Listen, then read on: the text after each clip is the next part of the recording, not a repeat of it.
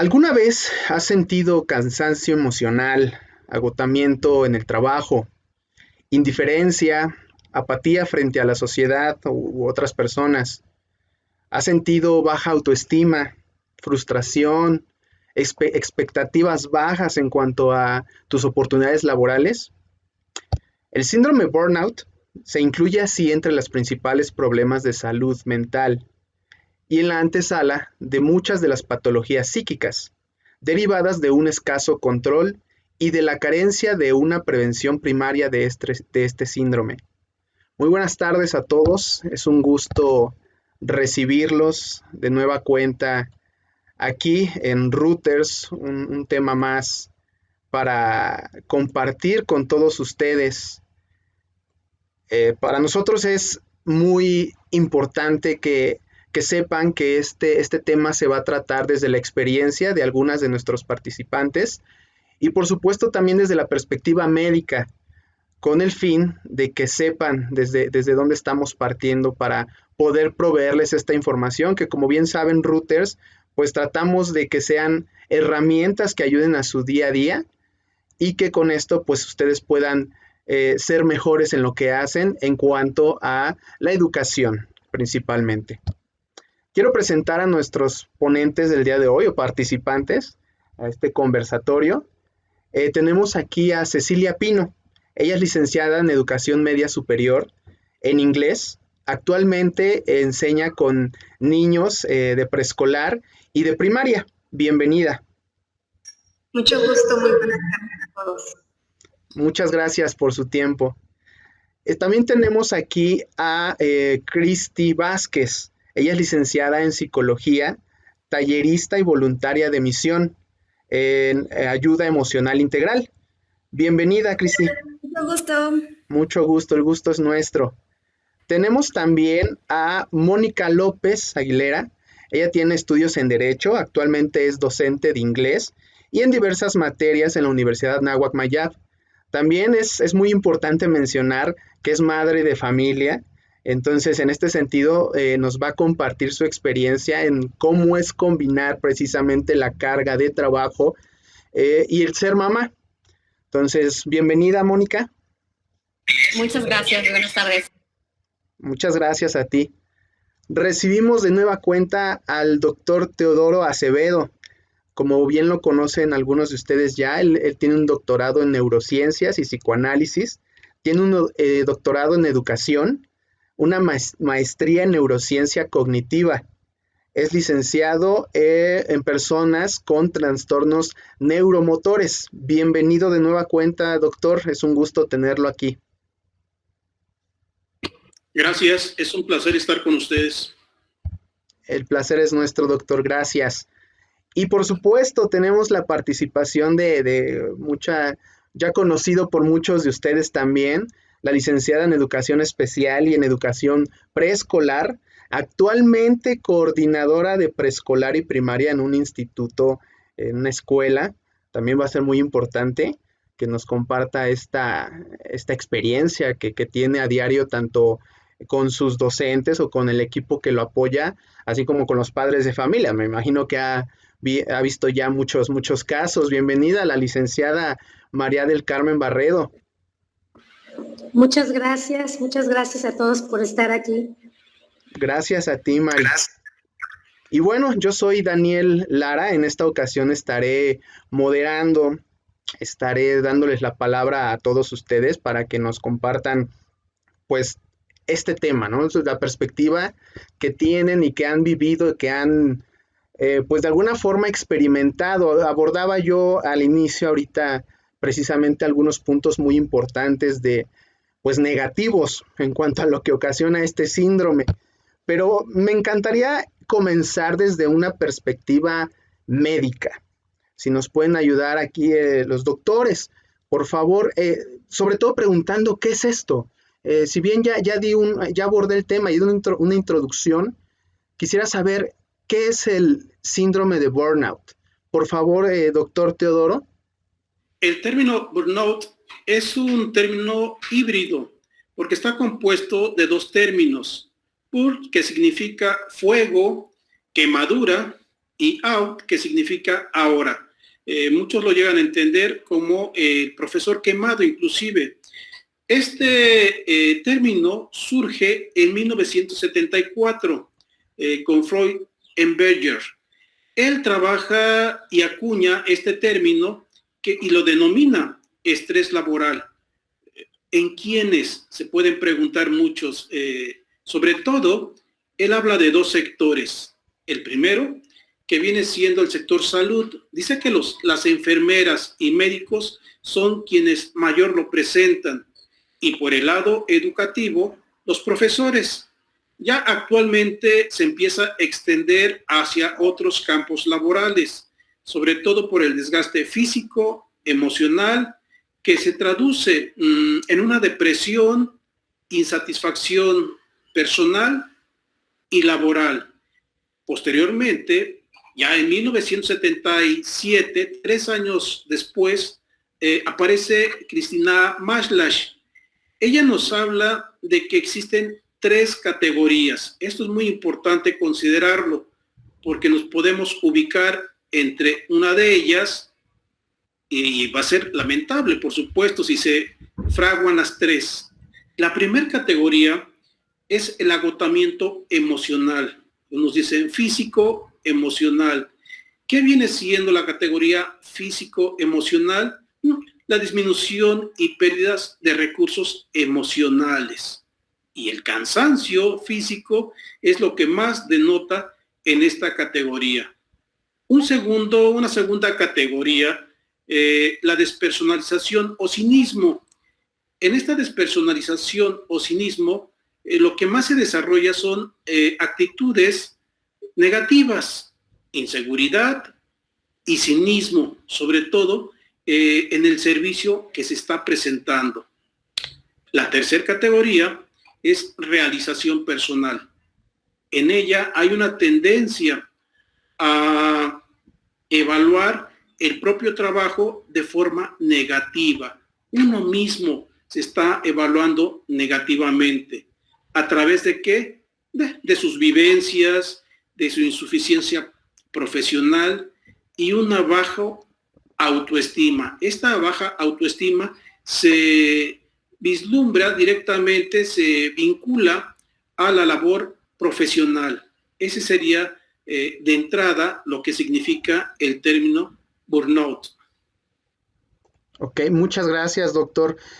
Si bien estamos entendiendo que el patrón precisamente de comportamiento de cuando aparece este síndrome puede ser suficientemente grave como para dar lugar a precisamente estos síntomas, si los podría yo nombrar así, también nos interesa saber cómo pudiera diferenciarse este síndrome del estrés común, digamos. Vaya, entendiendo que el estrés común puede ser un elemento para ocasionar este síndrome. ¿Nos puede comentar un poco al respecto, por favor? Sí, ¿en qué diferenciarlo? Las tres categorías que se mencionan es lo que va a fraguar este síndrome de burnout. El desgaste emocional y físico de entrada, la despersonalización, la realización personal. Si no se dan estos tres elementos de manera integral, no se establece el síndrome de burnout. Podría quedar en simples cefaleas, malestares físicos o algún tipo de ansiedad o angustia que se llega a presentar también. Me gustaría en este caso presentar el gradiente. Este gradiente lo estudió muy bien Balseiro en 2010 y son catalogados como pasos para graduarse también en este sentido. Leve, moderado y grave. ¿Qué vendría siendo una sintomatología leve? Yo creo que con esto nos puede quedar más claro y a nuestra audiencia. En el leve, la sintomatología es en relación a cefalea. Empieza con dolores de cabeza, lumbalgia, dolor de cuello, los brazos, las piernas. Este viene siendo el primer síntoma característico en cuanto al aspecto de malestar físico y cansancio emocional. El segundo gradiente viene siendo el moderado. Aquí ya entran otros factores, como el insomnio. No duermen, aunque hayan tenido actividad, están pensando en varias cosas que los cansan nuevamente, así como el déficit de atención y concentración. Esto es muy característico en este segundo escalón, yo les llamo escalones. Problemas de que no se pueden concentrar en sus tareas ni personales, ni mucho menos laborales. La automedicación también va a ser muy común aquí por cualquier tipo de signo. Inmediatamente se automedica y esto sabemos que a la larga trae consecuencias dramáticas. El tercer escalón, grave. En el grave entra el ausentismo. Se empieza a ausentar de reuniones, inclusive del trabajo, a perder ese tipo de responsabilidad y compromiso. Hay adversión a las situaciones que se le presentan, tanto en lo personal como en lo laboral.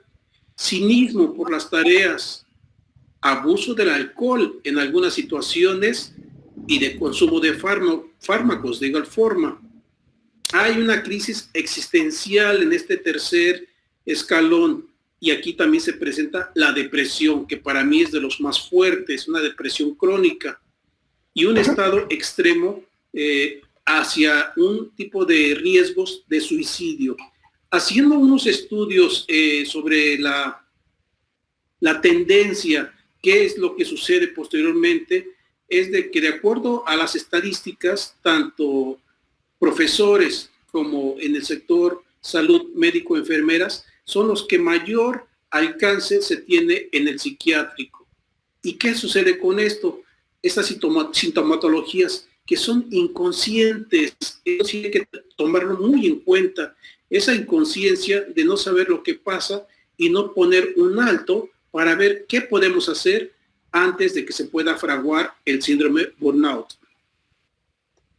Muchas gracias, doctor. Qué interesante. Y ahí empezamos a ver la estructura precisamente para identificar de manera concreta y puntual lo que ya gira en torno a padecer este síndrome.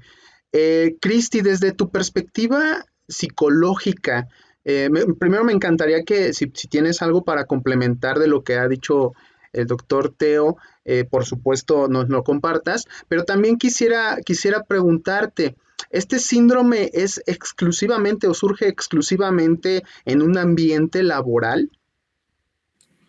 Desde un principio hay muchos estudios que dicen que sí, pero ahora estuve investigando y también está dentro de la cuarentena, ha estado apareciendo el síndrome parental, que es lo mismo que el laboral, pero en casa. Y cómo no, si en esta cuarentena a casi a todos nos mandaron a hacer home office y los que son padres, madres de familia han estado atendiendo las actividades y las necesidades de los hijos y de los demás. Muy bien. Y Entonces, precisamente referente a esta carga laboral, pues a final de cuentas el trabajo pasó a ser, como bien dices, el home office, y no nada más entonces afecta el entorno como tal. Estamos hablando que esto tiene que ver con la carga, con la presión que se ejerce por parte de los superiores, específicamente, digamos, hacia dónde va. pues hacia la familia, porque todos estamos reunidos y no tenemos un espacio donde liberarnos. Muy bien, muchísimas gracias, Cristi. Moni, ¿nos podrías comentar en este sentido qué te ha obligado a ti a hacer esta crisis en tu trabajo? Digamos, ya identificando precisamente estos puntos, compartiendo un poco también esta perspectiva como mamá. Tienes a tu hijo, tienes el trabajo, tienes la presión de tus alumnos, porque por supuesto es diferente el compromiso del trabajo con lo que tienes que hacer con los alumnos. ¿Puedes compartirnos un poco, por favor, de esta experiencia? Claro, Dani. Pues en lo personal, por ejemplo, para mí, en mi caso que soy tanto madre de familia como docente, como bien ya mencionaste, pues obviamente desde que hemos estado con toda esta situación de la pandemia, pues ha sido todo un caos, para empezar para todos, ¿no? Independientemente de a qué nos dediquemos y cuál sea nuestro contexto personal, ¿no? En este caso, pues sí, obviamente lo estamos enfocando al tema, por ejemplo, de lo que es el burnout, ¿no? Pero en mi caso, por ejemplo, he tenido que aprender, si ya me consideraba una mujer pulpo, ahora he tenido que potencializar eso, ¿no? O sea, de repente si ya tenía 8 brazos, ya me salieron 50, ¿no? Y esto creo también que parte de las características que tiene el burnout es precisamente la sobrecarga de actividades y de trabajo, ¿no? En general, ¿no? Entonces, no solamente se junta la parte laboral, que de por sí ya puede ser bastante demandante, que además ha crecido esta carga laboral. Uno pensaría que es al contrario porque estamos en casa, pero es todo lo contrario, crece mucho más la carga laboral, ¿no? Que estamos, por ejemplo, teniendo los docentes, hablando desde el punto de vista académico, educativo. Y además de eso, es estar con un ojo a las clases y con otro ojo a las clases de los niños, ¿no? Que de repente que si tienen tal actividad o que si tienen tal clase o que si de repente el niño ya está jugando la tableta en lugar de estar en las clases, ¿no? De repente ya se juntó su hora de descanso con la clase a la mitad de la clase en la que yo iba, ¿no? El atender sus necesidades sin descuidar yo también mi trabajo, porque claramente me pueden despedir, ¿no? Porque los alumnos pues también evalúan a sus profesores y muchas veces ellos pues tampoco son conscientes, ¿no? De que uno no siempre es maestro, uno no siempre es alumno, uno es persona, ¿no? Y eso implica una serie de ámbitos que nos rodean, que no se limitan exclusivamente al papel que reflejamos en determinado momento, ¿no? Que en este caso pues puede ser el de docente en determinado momento, ¿no? Entonces, a mí en lo personal sí me ha afectado mucho en muchos sentidos, sí de hecho, yo me considero estar pasando por el síndrome del burnout desde hace semanas o meses inclusive, porque no me doy abasto, ¿no? También parte importante del poder sobrellevar esta situación del burnout es el contar con apoyo, ¿no? Y muchas veces, pues, no todas las personas contamos con determinado apoyo que nos ayude a aligerar un poco estas tareas o estas labores, lo que hace que obviamente la sobrecarga de actividades pues sea todavía mayor, ¿no? Entonces, no sé si iba por ahí tu pregunta o yo la desvié a lo mejor un poquito, pero sí, o sea, en mi caso personal, y estoy segura que en la de todos, cada quien con sus vivencias y con sus experiencias y con sus situaciones personales, pues ha sido caótico, ¿no? Ha sido completamente caótico, lo tengo que decir porque es una realidad y creo que muchos se van a sentir también identificados, ¿no? ¿En dónde le pongo el off a esto? ¿Dónde se le apaga a la pandemia o a la vida por lo menos unos 3 días en lo que duermo, me olvido de todo y luego ya retomo, ¿no? Ha sido caos, ha sido angustia, ha sido ansiedad, ha sido, como lo mencionaba también el doctor Teodoro, insomnio, de repente ciertas crisis existenciales, ¿será que estoy haciendo lo correcto? ¿Será que no? ¿Será que...? Porque uno se siente tan abrumado y tan exhausto que no es posible llevar a cabo ni siquiera un razonamiento objetivo muchas veces, ¿no? De las cosas. Entonces, creo que es muy importante que sepamos identificar a lo mejor qué es lo que nos está ocasionando el sentirnos de determinada forma, como primer punto. Como segundo punto, tal vez tratar de preguntarnos, ¿podemos cambiar algo respecto a esto? Porque también mucho del burnout consiste en que normalmente o en una situación habitual nosotros podríamos disfrutar, amar lo que hacemos, ¿no? Pero de repente llega un punto en el que ya es tanto el estrés, tanta la concentración de actividades y de trabajo que uno se agobia, ¿no? Se agobia, ya no le encuentra sentido a lo que hace, se desmotiva, ¿no? Y entonces es ver, ok, ¿qué tanto depende de mí? Y qué tanto a lo mejor no depende de mí, sino a lo mejor de la institución, en este caso, en la que estoy trabajando, porque eso también considero que es muy importante abarcarlo, ¿no? O sea, podemos nosotros sufrir burnout, pero también como empleadores, en determinado caso, ¿no? Por ejemplo, aquí está Mari Carmen, la licenciada Mari Carmen, ¿cómo podemos nosotros como empleadores o como encargados de un equipo, el evitar que nuestro equipo de trabajo sufra de este tipo de situaciones que conllevan al estrés crónico, ¿no? Y ya me extendí un poquito, perdón. No, para nada, muchísimas gracias. Precisamente creo que esto es muy valioso porque al final de cuentas tú decías algo muy importante. Todos desde nuestra trinchera hemos estado ya viviendo desde esta perspectiva no solo laboral, por eso era la pregunta hace rato, si era exclusivamente a lo laboral, porque esto va también como pregunta para el doctor, para la psicóloga, en los alumnos. ¿Cómo funciona este síndrome en los alumnos? ¿Se presenta un síndrome burnout también en ellos?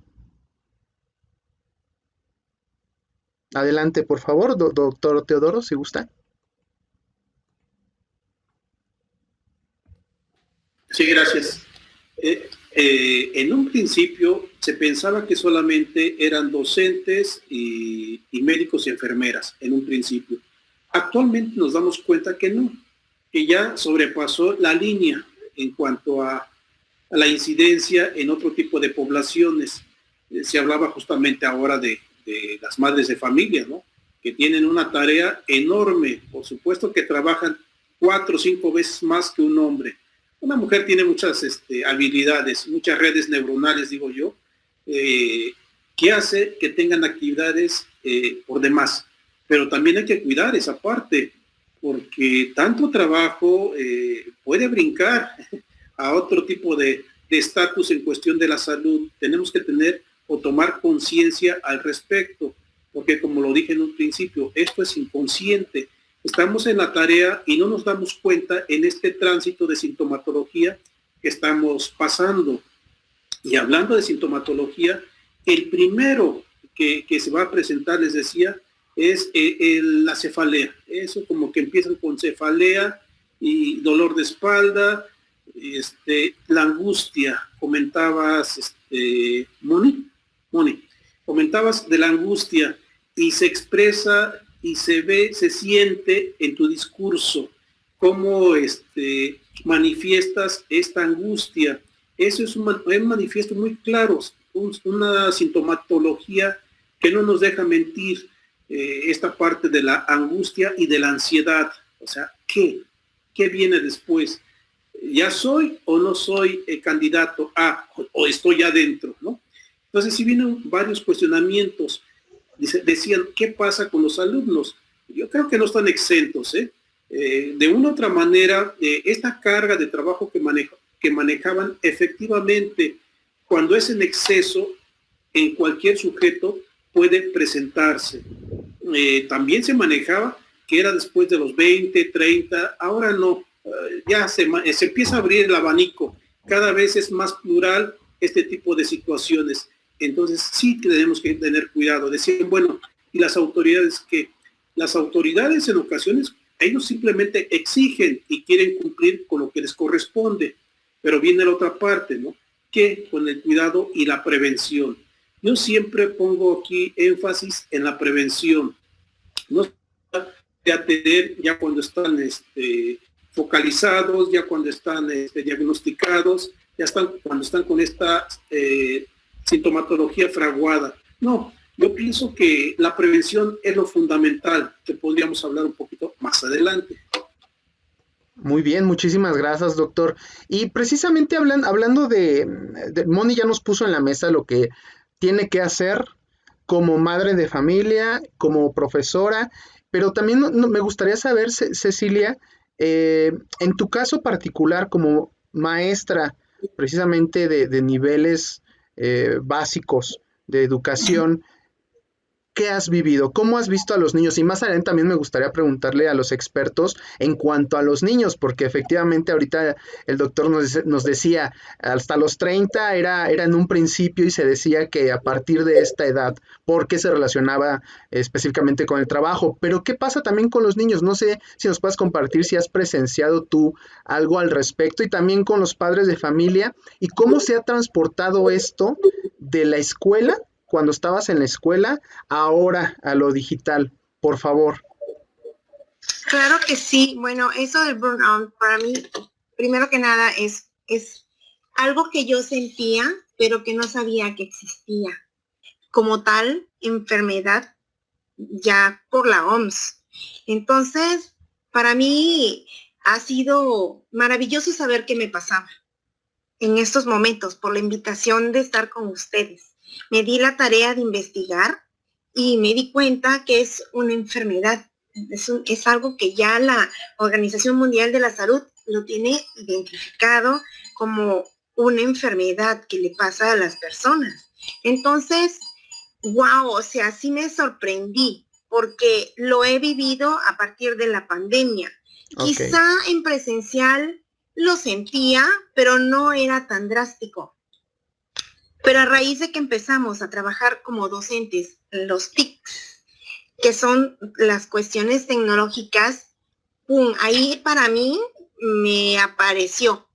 Me paniqué, realmente se me vino mi mundo abajo en cascada total, colapsé, estuve a punto de no empezar siquiera las clases, pero afortunadamente estuve motivada aquí en casa a no rendirme, pero sin embargo en el proceso del inicio del curso escolar de esta manera de home office, sí, ahora puedo decir, igual que Moni, que creo que soy candidata a esta enfermedad porque lo tengo controlado.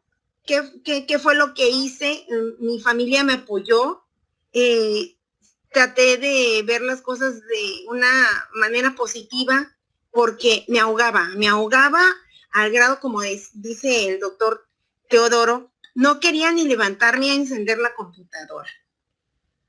quizá pude haber algún día dado una excusa de estar enferma y no querer entrar a clase, desde el punto de vista como maestra. Ahora, desde el punto de vista como maestra hacia los niños que veo a través de la computadora, como a mí me tocan los más chiquitos, bueno, afortunadamente creo que es una generación que ha nacido ya con este tipo de tecnología y entonces como que para los más chiquititos no es tan drástico. Afortunadamente están acompañados de tutores, en mi caso con la escuela en donde yo doy clase, pero siento que a esos tutores le pasa la parte de Moni de padres de familia. Entonces siento que no son tanto los niños los más chiquitos los que están sufriendo eso, sino los padres de familia o tutores que los acompañen. Entonces, ahí me visualicé, fue donde me di cuenta que relájate, igual los papás están igual, no pasa nada, tranquilízate, todo va a marchar, los papás también tienen que apoyar. Entonces, siento que en los grados chiquitos, con el apoyo afortunado de los padres de familia o tutores, no es tan drástico. Sin embargo, ya en los grados de primero de primaria, segundo de primaria, ya entonces ahí me doy cuenta que hay determinadas situaciones porque afortunadamente o desafortunadamente entras al hogar del niño y te das cuenta que a veces pasa ahí. Y entonces siento que ahí hay papás que acompañan muy bien y están muy pendientes y creo que no han colapsado. Y hay papás que no les queda de otra más que dejarlos con un tutor, o hay papás que de plano dejan solo a los niños. Y que afortunadamente el niño sabe manejar, manipular su computadora y el ratoncito y picar, saber dónde pica y saber dónde mueve, pero sí se da esta situación. Entonces, afortunadamente sí, yo ya me controlé, pero sí ha sido un poco difícil. Esa es mi experiencia. Muchísimas gracias, Ceci. Y en este aspecto, Cristi, ¿tú qué piensas precisamente sobre este cambio? Desde tu experiencia, los casos, no sé, o que tú conozcas, que se presentaban ya en un ambiente laboral, como bien lo hemos dicho, en las escuelas, en diferentes centros, ahora con lo digital, ¿tú cómo ves este cambio? ¿Cómo ves que realmente las personas buscan tratarse, buscan saber, entender qué les está sucediendo y a veces, como ya lo dijimos, puede quedarse solamente en un dolor de cabeza, puede ser algo leve, pero ¿qué les recomiendas a las personas para que no caigan en todo esto o sepan identificar, ¿no? Creo que son muy claros los síntomas, pero ¿qué nos recomiendas tú? Bueno, para empezar, ¿sí se me escucha bien? Sí, adelante. Está bien, como dice la maestra Cecilia, que todos estamos así, inclusive yo, porque es una nueva modalidad de estar presente con los alumnos, de estar presente con los pacientes. No es lo mismo estar detrás de la cámara. Ella se tomó un tiempo de conciencia, de retroalimentación de ella misma. Está bien, también los papás han estado sufriendo y a todos nos ha costado acoplarnos a esta nueva modalidad, tanto chicos como grandes, y más a los padres de familias que no los dejaron hacer home office y dejan a los niños pues solitos, y pues no saben si realmente hicieron la tarea o allá. Me ha tocado casos y casos de compañeros que me han platicado que los niños escapan de las casas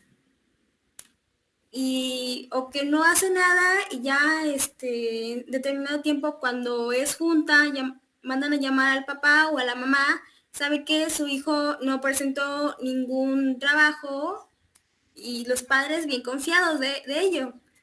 Pero pues también creo que a todos nos ha costado y es algo que hemos tenido que vivir con ello. Un nuevo aprendizaje. Y bueno, yo les recomiendo, a ver, sentarnos un momento, respirar profundo y decir, está bien, me siento mal, me retiro, si estamos dentro del trabajo, salgo a caminar una vuelta y regreso para tomar un poco de aire libre. También salir de nuestra zona de confort, como haciendo actividades que antes no haríamos con el trabajo. Ahora que estamos en casa nos da un poquito de chance, no sé, hacer yoga, meternos a un curso, como en Misión AI. Misión AI tiene infinidad de cursos y de programas que nos pueden ayudar. Está para los niños, Duvalín y Nosita. Ellos a veces hacen transmisiones. Está la parte de la risoterapia, el canto, cosas así, cosas que a uno nos puede ayudar a relajarnos. También identificar la parte de nuestro entorno. Si crees que tu entorno laboral no está bien, hay que comunicarlo con el jefe. Muchos sabemos que han aplicado la nueva norma 035, que es la prevención de factores psicosociales, que también entra esta parte del burnout, o el síndrome del quemado, porque hay muchas bajas. Y con esta pandemia ha habido mucho recorte y ha habido personas que han tenido que hacer el trabajo del otro. Creo que me extendí un poco más. No, para nada, muchísimas gracias. De hecho, ya empiezas a abordar el tema de los superiores, ¿no? También ya Mónica, ella platicaba sobre cómo las empresas, cómo las escuelas, cómo ellos también deberían preocuparse, deberían abordar de manera muy importante, sobre todo porque te piden productividad. O sea, para empezar, una empresa o una escuela no va a funcionar si no es productivo. O sea, al final de cuentas, hay que mostrar resultados directos o indirectos. Y no puedes exigir, pienso yo, no puedes exigir a tus trabajadores que estén siendo productivos si no están bien, sobre todo emocionalmente. Y en este sentido, sí, por favor, adelante. Perdón por interrumpirte. Sí, es obligación de las empresas que el entorno laboral de sus trabajadores sea sano. Por eso cada evaluación se tienen que hacer exámenes psicométricos donde determine que la persona tiene una estabilidad mental y saludable. Pero no en todas las empresas lo hacen. Qué bueno fuera si todas las empresas fueran así, ¿no? Pero pues no Claro, muchas. claro. Y de hecho resulta sorprendente que existen algunas de las empresas más importantes del mundo en donde destinan espacios para la recreación, para la relajación de sus empleados, ¿no? Desde los videojuegos hasta una buena alimentación, hasta un descanso óptimo, incluso cápsulas de sueño. Entonces, son empresas que precisamente tienen una gran productividad, que siguen creando, que siguen creciendo a raíz de mantener en orden y de mantener sanos a los que pues construyen la empresa, que en este caso son las personas, los empleados que colaboran directamente en estos trabajos. Mari Carmen, como coordinadora precisamente de profesores que tú estás viendo, pues a fin de cuentas también evaluando, digamos, el estado emocional de ellos, ¿cómo lo has vivido? ¿Cómo lo has visto? ¿No? ¿Qué tan diferente es, insisto en la pregunta, de lo presencial ahora a toda esta carga de trabajo externa? Adelante. Gracias. Bueno, primero que nada quiero platicarles que cuando la pandemia pues nos cayó, nos vino encima, realmente yo me sentí, como dijo la maestra Cecilia, que el mundo se me venía encima en su totalidad.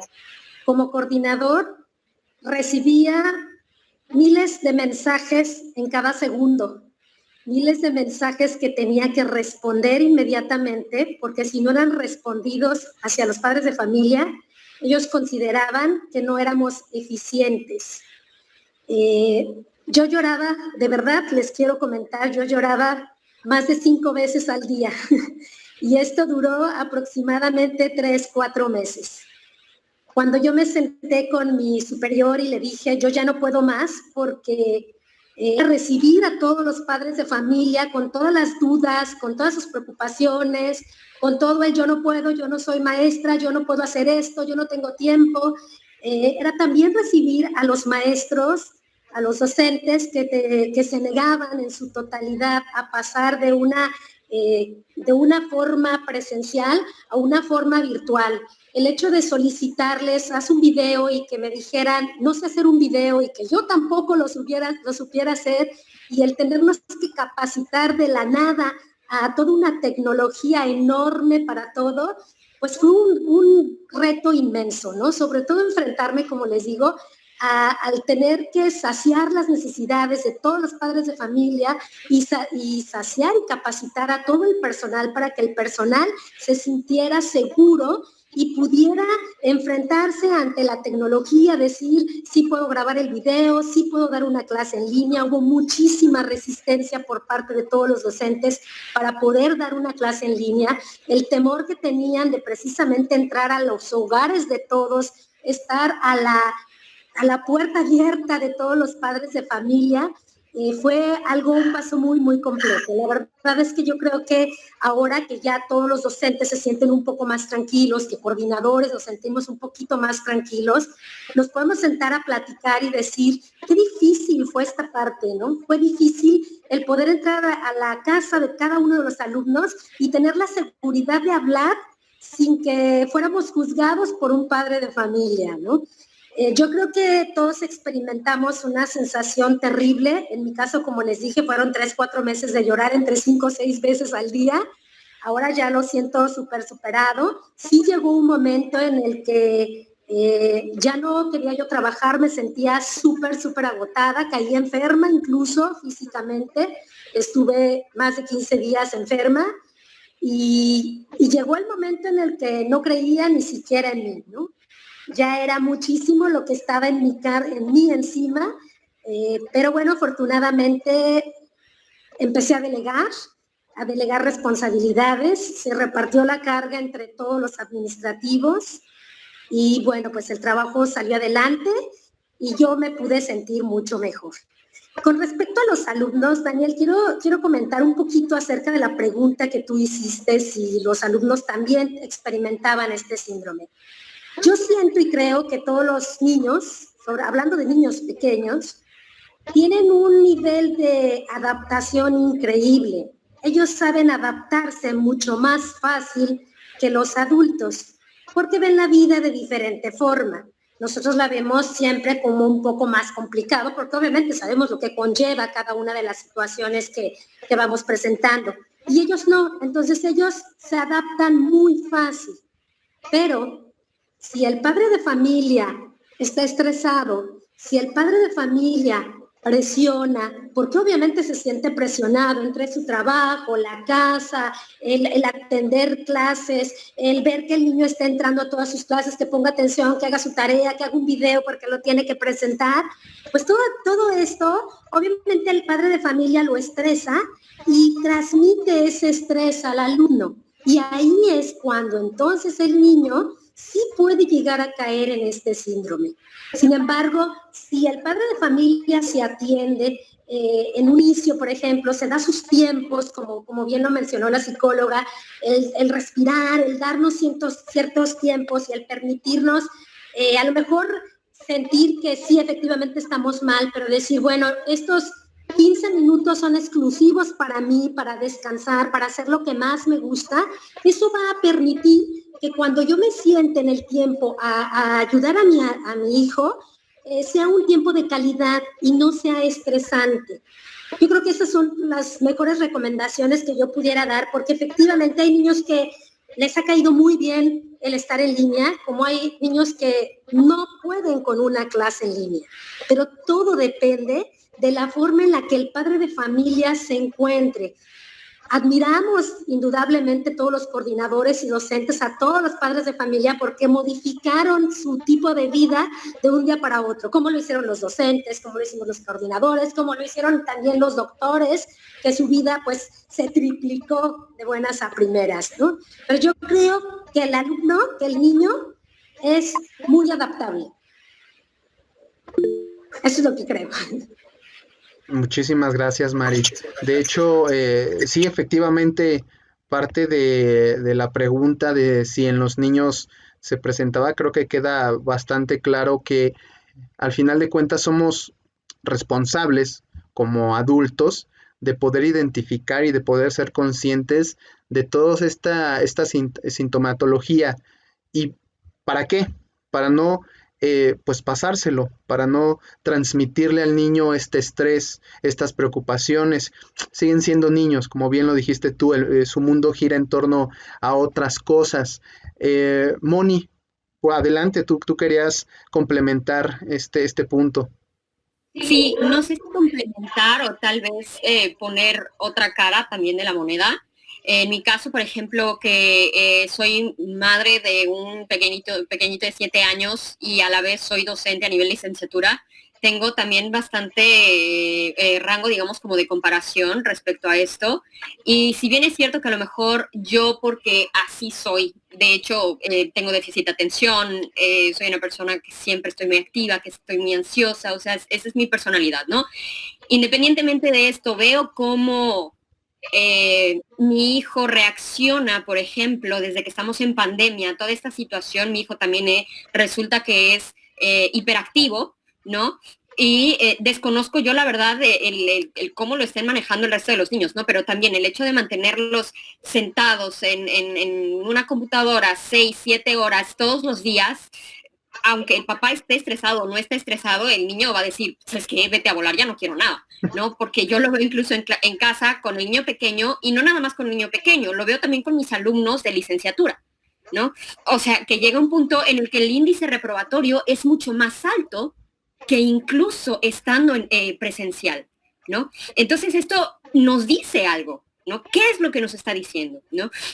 También es cierto que obviamente pues a todos la pandemia pues nos agarró en curva, porque nadie esperábamos jamás cruzarnos con algo así, ¿no? Y sobre la marcha pues es necesario ir haciendo implementaciones e ir haciendo mejoras hasta encontrar así que los caminos que a cada quien nos funcionen, ¿no? Pero en este sentido sí es algo que yo he analizado, al menos con mis alumnos, es algo que he visto también con mis compañeros de trabajo, que lo he visto en mi propia universidad, ¿no? Y que también lo veo en casa, ¿no? Siendo que también la diferencia de edades es abismal, ¿no? Entonces, en este sentido, pues también eso a mí me da a entender, ya a lo mejor saliéndonos un poquito del burnout o complementándolo, ¿no? Me pone a pensar que evidentemente no podemos esperar llevar el aula tradicional a un aula virtual. No, así es. Porque evidentemente no es esa dinámica la que estamos enfrentando en estos momentos, ¿no? Entonces, es otro granito más al saco, ¿no? De cosas que de repente nos echamos a la espalda y que decimos, yo sé que esto no está bien, tal vez todavía no sé cómo cambiarlo, pero lo estoy pensando y lo estoy pensando y lo estoy pensando, y eso también implica otro desgaste, ¿no? Implica de repente ir contra el mismo sistema, ¿no? Que porque de repente, no, pues es que la universidad no nos autoriza esto, no podemos hacer lo otro o lo que sea, ¿no? Digo, hablo en general, no hablo de mi escuela en particular, sino que en cualquier institución se puede dar, ¿no? Entonces, es ir viendo precisamente cómo irle buscando los caminos que podamos ir siguiendo, ¿no? Cada quien desde donde podemos nosotros aportar y no sentirnos agobiados, ¿no? Como lo decía también al principio, parte importante de esto del burnout es que nos sentimos agobiados, desilusionados, desmotivados. Cuando algo nos gustaba antes y lo hacíamos con mucha pasión, ahora nos resulta agobiante, ¿no? ¿Por qué es eso? ¿No? ¿Qué tanto depende de nosotros y qué a lo mejor qué tanto depende de la institución en la que trabajo, ¿no? O sea, realmente la currícula que me exigen se empareja con mi personalidad o no se empareja con mi personalidad, ¿no? Es algo que me puede nutrir a mí, algo que realmente me llena a mí, o a lo mejor yo me creé demasiadas expectativas respecto a determinadas situaciones y no se dan, entonces me deprimo, ¿no? O sea, es una serie de cosas, perdón, mi cerebro funciona de manera un poco extraña, pero es una serie de cosas de las que normalmente no somos conscientes, sino que simplemente nos dejamos llevar por el flujo de la vida y no nos ponemos a pensar, a analizarnos primero nosotros mismos, analizar quiénes están en contacto directo con nosotros, desde nuestra familia, desde nuestros alumnos, desde nosotros mismos con nosotros mismos, ¿no? Y es un trabajo diario, haya pandemia o no haya pandemia, ¿no? Que evidentemente se acentúa mucho más con la pandemia porque nos vemos orillados a enfrascarnos, ¿no?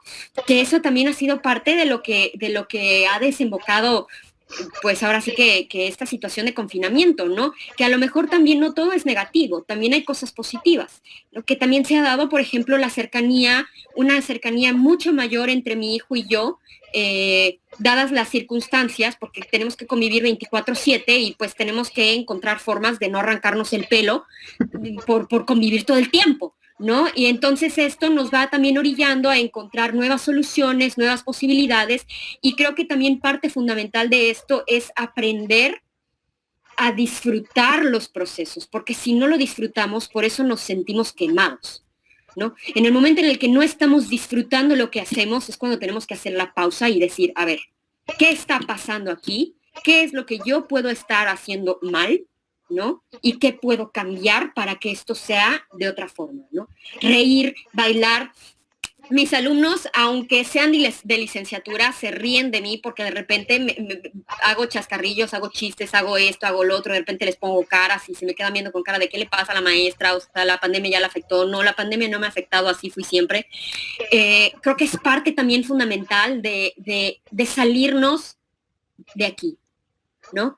De llegar y decir, no todo es siempre como está en mi cabeza, ¿no? Hay un mundo ajeno a mi cabeza que no necesariamente es como lo percibo, ¿no? Entonces, el hecho de llegar y romper con esa tensión, romper con ese estrés de reír, bailar, cantar, que si de repente, a ver, ¿sabes qué? Vamos a suspender la clase, cuéntame, ¿cómo estás? ¿Cómo se sienten? ¿No? Que también creo que es parte fundamental de lo que debe existir entre empleadores y empleados, ¿no? Esta dinámica de llegar y decir, pues, ¿sabes qué? Si no quieres perder al talento, cuídalo, ¿no? Tienes que, para no perderlo, ¿cómo le vas a hacer?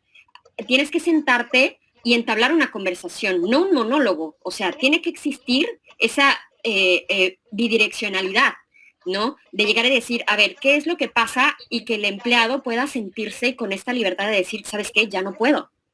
O así no puedo, ¿no? Ok, bueno, ¿de qué forma sí puedes? ¿No? Claro. ¿De qué formas podríamos? A lo mejor yo no lo sé todo, pero entre todos vamos a trabajar para construir nuevas ideas, ¿no? Para construir nuevos caminos, ¿no? El hecho también de llegar y pensar, como decía al principio, ¿no? No nada más somos maestros. El ser maestro, por ejemplo, en mi caso, es solo un aspecto de muchos otros que rodean mi vida, como lo es con todas las personas, ¿no? Entonces, el hecho de que las empresas también sean conscientes de que no están contratando máquinas que todos los días van a cumplir con determinada productividad diaria, ¿no? Dentro de un horario de trabajo, porque no es así, ¿no? Son personas con un contexto en particular, con una situación en particular, con unas vivencias en particulares, que no son iguales a las de nadie más, ¿no? Y que eso también se pierde de vista, claro. ¿No? Que únicamente se exige esta productividad sin ver la parte humana que todos tenemos, ¿no? Y también el hecho eso, ¿no? De poderle hacer sentir a la persona, de, ok, ¿sabes qué? ¿En qué aspectos quieres crecer? Porque a lo mejor nos sentimos estancados y por eso también perdemos esa motivación, ¿no? Y entonces, ¿hacia dónde estoy yendo? ¿Realmente estoy yendo hacia donde quiero ir, o a lo mejor ya perdí el rumbo, no sé bien para dónde voy, todo esto me tiene como que abrumada, ¿no? El hacer la pausa, pensar y decir, bueno, a lo mejor he estado haciendo esto por mucho tiempo, pero a lo mejor ahora quiero intentar esto otro, ¿no? E ir por eso, ¿no? Arriesgarnos y aventarnos e ir por ello, ¿no? Y tener hobbies, tener, ¿no? Dentro de esa falta de tiempo, hacer algo que nos nutra, porque si no, por eso nos quemamos, ¿no? Y creo que esto es indispensable también, pasárselos a nuestros hijos, ¿no? Porque efectivamente nosotros somos el espejito, ¿no? que ellos también van a ver, ¿no? Por ejemplo, en un ejemplo absurdo, ayer mi hijo me veía, a mí de repente me gusta hacer cosas de carpintería, me veía y algo mencionó y le dije, mi amor, es que no todas las mamás hacen este tipo de trabajos, ¿no? Porque pues a lo mejor no todas las mamás les gusta trabajar con sierras o no saben o no les interesa o lo que sea, ¿no? Y su primera reacción fue, ¿no? Entonces, ¿cómo lo ven con tanta naturalidad lo que uno hace, lo que uno proyecta, ¿no? ¿Qué es lo que les enseñamos? Y así como a lo mejor a veces estamos estresados, ¿no? También compartir esta otra parte de llegar y decir, pues, ¿sabes qué? Sí estamos estresados, pero nos vamos a dar un día de madre e hijo, ¿no? Y nos vamos a hacer un picnic al parque, porque el mundo puede seguir, pero nosotros necesitamos hacer la pausa por nuestra salud mental, ¿no? Así es. Así es. De hecho, quiero rescatar varios puntos que has tocado tú, que se me hacen críticos y que al final de cuentas son claves para entender y para evitar. Uno es precisamente el humanizar. O sea, esta parte, somos seres humanos, punto. Y que efectivamente alguna escuela, alguna empresa, pues va a pedir resultados efectivamente. Quiero compartirles, sin desviarme completamente del tema, yo como experto en marketing digital, con muchos de mis clientes justo toco este punto. Se trata de humanizar una marca, ¿no? O sea, no hay mejor forma de entender a otro ser humano que entendiéndote primero a ti, por supuesto, humanizar, saber que se siente, saber que hay algo ahí y que no nada más son engranes o máquinas que te van a dar resultados, y eso lo tocaste muy bien tú, Moni. Y por otro lado también esta parte del estrés en esta época pandémica, pienso, creo que están de acuerdo conmigo, en el sentido de que, como bien lo decías tú, esta cuestión de encapsular todo en uno, porque si bien antes tenías, bueno, me voy al gimnasio, me voy al trabajo, no vámonos directamente, me voy al trabajo, pero el trabajo es independiente a mi casa. Y esto es independiente a esto otro. Y ahorita no, ahorita tenemos un todo en uno. Entonces ya no hay para dónde correr. Ya inclusive hay personas que están en el baño y al final de cuentas están trabajando, ¿no? Desde el teléfono. Y todo gira en torno a trabajar. También alguna vez yo leía sobre el beneficio, sobre el mal uso o el beneficio o el no beneficio de la tecnología, en este caso del WhatsApp, cómo se ha roto ya el respeto a la humanidad, que bueno, uno tiene que estar disponible 24/7 y si te mandan un mensaje a las 11:30 de la noche para que cumplas con ciertas actividades laborales, pues por lo menos tienes obligatoriamente que responder de enterado, ¿no? Y desde ahí ya es un estrés, porque si tú te despertaste al día siguiente y no contestaste ese mensaje de enterado, bueno, ya ahí hay un problema que vas a tener más adelante con tu jefe. Y bueno, tengo dos preguntas específicas, una para Cristi y otra para el doctor Teodoro. Y Cristi y para Ceci también, que ella nos compartía. De hecho, primero quiero tocar con Ceci, porque ella nos decía que pudo identificar de alguna manera, sin entender primero qué estaba sucediendo, y que ella fue esto, ¿no? Vamos a respirar, vamos a darnos un pequeño espacio también para entender qué está sucediendo, y vamos a darle porque todos estamos así. Pero Ceci, yo te quisiera cuestionar, en este caso la institución en la que tú trabajas o con los que has trabajado, ¿qué han hecho para ayudarte? O sea, tú que identificaste o has identificado que estás dentro del síndrome burnout, ¿qué ha hecho la institución por ti? ¿Ha hecho algo? ¿Se ha preocupado? ¿O eres tú solamente la que toma cartas en el asunto? No, yo creo que mis compañeros y de hecho hasta mis directivos creo que ni siquiera sabemos que estamos en esa condición. Bueno, sin embargo, nosotros en el colegio, yo estoy en la ciudad de Campeche, yo estoy conectada con ustedes desde la ciudad de Campeche, yo soy campechana, trabajo en una escuela particular de religiosas y uno de los puntos muy importantes que tenemos, bueno, nosotros como docentes hacia los alumnos es cuidar mucho la parte emocional de los niños. Entonces, en el aspecto de maestro-alumno, estamos tratando de no exigirles al igual que si estuvieran en presencial. O sea, han modificado muchas cosas, tanto en cuestiones de nosotros hacia los niños y lo mismo los directivos hacia nosotros, los docentes.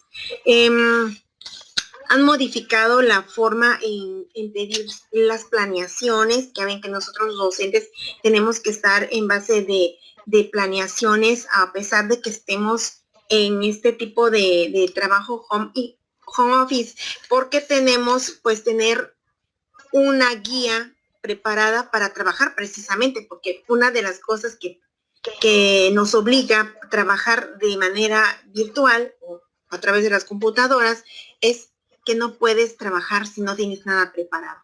O sea, ahora sí que cuando estás en presencial, tu propia experiencia te ayuda a sacar tu día, a ir con lo programado, a ir con tu planeación, pero ahora de manera con la tecnología, las computadoras, las tabletas y todo, si no tienes el material preparado, es como si no tuvieras nada. Entonces, sí, nuestros directivos nos han apoyado en ese sentido.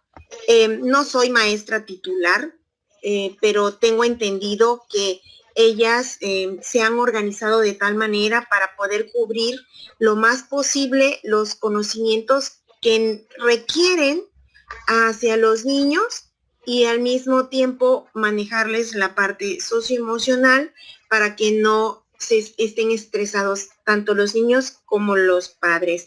Y en mi caso, que es mi materia inglés, y de igual manera nos apegamos al programa que nos marcan nuestros libros y en base a ello tratamos de hacer las clases lúdicas a través de la computadora, participativas, porque sí se puede. O sea, ya hemos buscado de cierta manera los mecanismos para lograr que tanto los niños como nosotros estemos en un ambiente agradable. Sí, y las exigencias por parte de los directivos igual han cambiado. Sí. Ok. Ha sido todo, un conjunto de todo para salir adelante en el proceso. Claro, y precisamente yo creo que pienso que el apoyo institucional, organizativo, ¿no? Organizacional entre compañeros, si bien no directamente de los superiores, la empresa, pues es muy importante, sobre todo cuando ya alguien lo pudo identificar y puede, por supuesto, pasar la información o hacer conscientes a los demás. Y en este sentido, Cristi, quisiera yo preguntarte, ahorita hablabas también sobre qué tenemos que hacer o qué nos recomiendas hacer, la importancia de hacer esto en las empresas. ¿Hay programas? ¿Tú conoces o has implementado programas para empresas o escuelas que no solo sea, digamos, es llevar a cabo esta conciencia de manera individual, sino colectiva? O sea, asesorar a las instituciones y a los grupos para que sean conscientes de esto. Sí, en una empresa donde yo estaba era una escuela privada y no era cuando empezaba esto de la norma 035. Entonces nos pedían qué podíamos hacer para que los trabajadores se sintieran cómodos sin y poder despegarse de este estrés que tienen cada uno.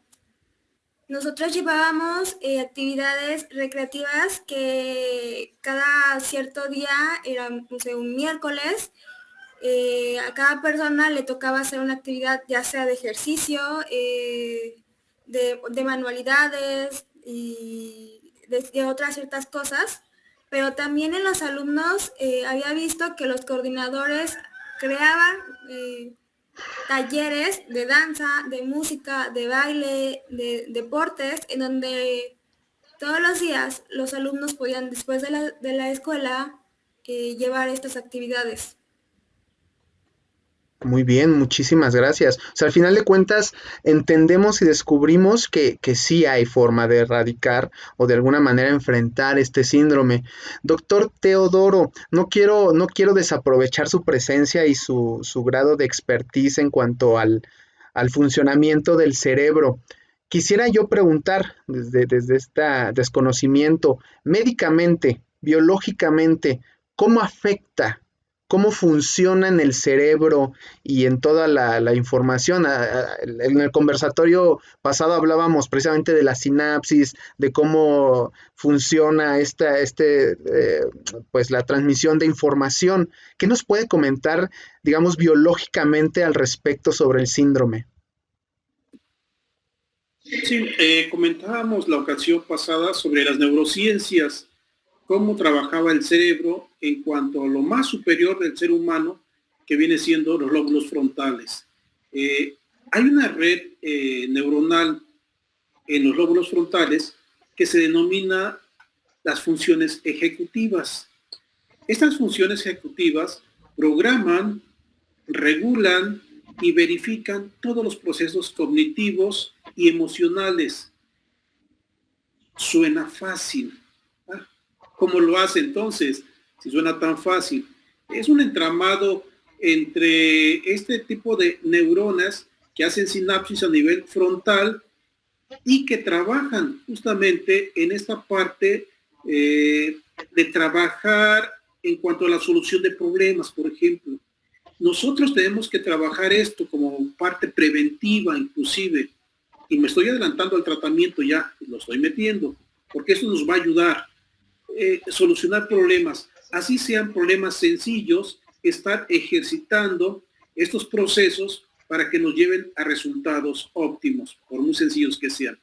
Otro puede ser la parte de seguir instrucciones. En ocasiones no escuchamos, no sabemos escuchar. El hecho de llevar a cabo un seguimiento de instrucciones también va a favorecer las redes neuronales entre el lóbulo frontal y subcorteza, que es donde está el sistema límbico, la parte más arcaica, les decía, la más primitiva.